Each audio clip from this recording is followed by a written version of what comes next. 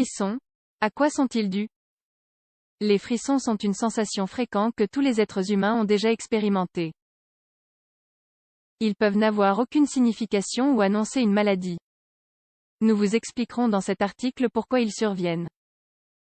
Les frissons sont en soi des tremblements du corps. Ils surviennent de manière involontaire. Autrement dit, nous ne nous décidons pas d'en avoir ou non. Ils sont parfois accompagnés de ce que l'on appelle la chair de poule. Ces tremblements sont des contractions et décontractions musculaires rapides que le corps réalise de la tête aux pieds comme un mécanisme de réponse. Certes, cette réponse s'adresse à des stimuli différents.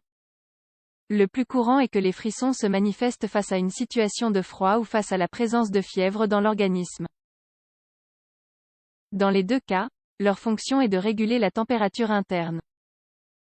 Nous devons comprendre que l'être humain possède des systèmes et des mécanismes pour le maintien de sa température interne, qui doit être constante. Ces systèmes sont commandés par l'hypothalamus, un organe à l'intérieur du crâne.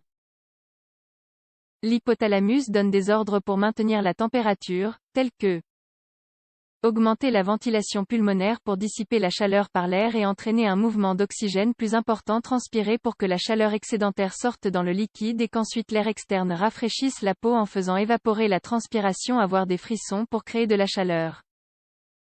Certes, les frissons viennent parfois de pair avec la chair de poule. Nous devons néanmoins savoir que ce sont deux phénomènes différents, qu'on ne peut pas comparer. La chair de poule est le hérissement des poils du corps. Sa fonction est de fabriquer une couche isolante sur la peau pour que nous ne perdions pas plus de chaleur que celle que nous perdons déjà à ce moment donné. C'est pourquoi on associe la chair de poule au froid mais pas toujours aux frissons. Découvrons quelles sont les 6 causes les plus fréquentes des frissons. 1. Frissons à cause de la fièvre. La fièvre peut avoir plusieurs origines différentes, y compris les infections. Cependant, elles peuvent toutes entraîner des frissons.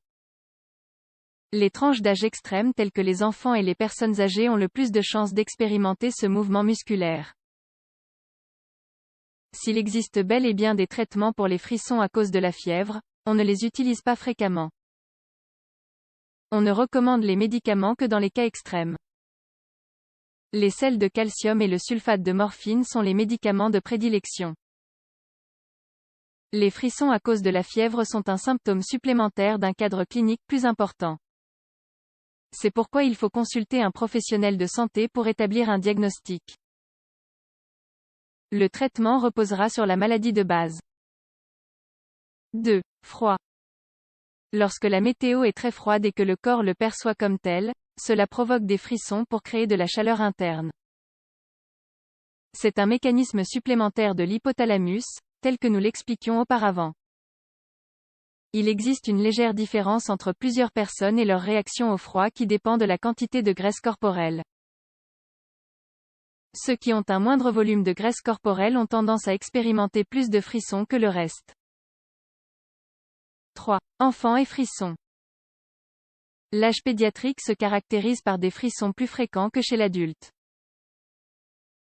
Non seulement à cause de la fièvre plus courante chez les bébés et les enfants mais également de manière spontanée. Les frissons spontanés chez l'enfant sont liés à des épisodes d'anxiété, comme quand il a faim ou envie de déféquer. Ils s'avèrent être totalement bénins et ne requièrent aucun traitement médical. 4. Infection.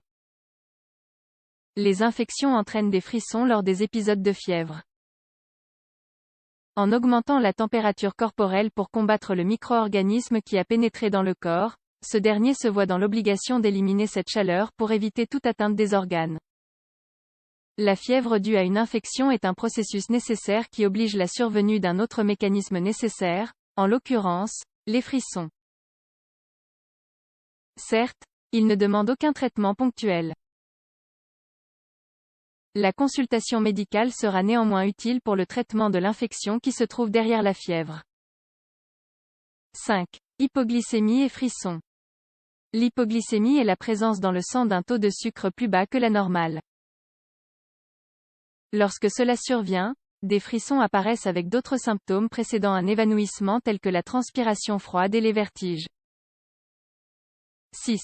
Altération dans la prostate et ménopause. Au fil et à mesure qu'on avance vers le troisième âge, de nouveaux symptômes apparaissent. On peut néanmoins citer les frissons. Pour les hommes, l'origine du problème est la prostate. Chez les hommes âgés de plus de 60 ans, l'augmentation de la taille de la prostate est courant. Cela rend la miction difficile.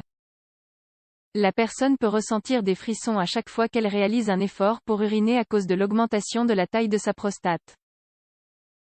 Chez les femmes, le problème est la ménopause, qui entraîne également des frissons.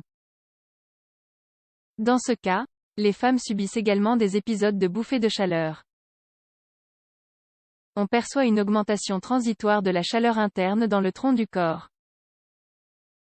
Les frissons agissent comme un régulateur de la température. En conclusion, tel que nous l'avons vu, les frissons nécessitent rarement une prise en charge médicale.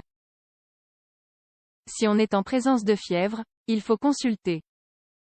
Parfois, les infections se manifestent avec un épisode de frisson. Le professionnel de santé saura différencier les situations qui exigent un traitement de celles qui sont bénignes et qui se résolvent d'elles-mêmes.